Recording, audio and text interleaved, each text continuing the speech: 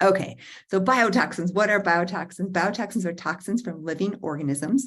Mold and mycotoxins are my favorite to talk about. Another part of my story, very briefly, 2013, there was a massive flood in Boulder. They called it the 1,000-year flood. My office had already had a little mold growth. It had an unfinished crawl space right under the space where I was working.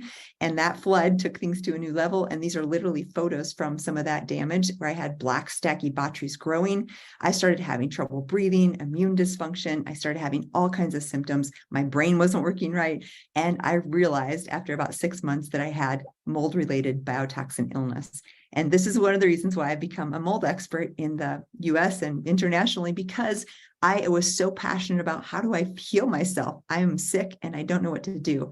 So what I'm going to share in the rest of this presentation is how does this present? How might you see it in your house or your home or your symptoms?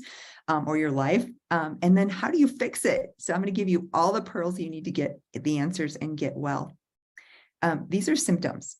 Again, I'm not going to read these for you, but the most common are short-term memory loss. We call some of it word finding. So you have trouble saying the right word or finding the right word. Fatigue, brain fog, these are all incredibly common.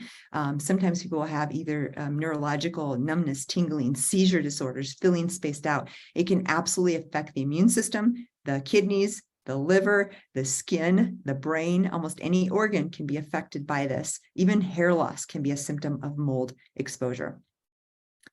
So finding the problem, I put this slide here because it's so critical for patients to find if they are exposed to mold, say it's in their home or their workplace or their car.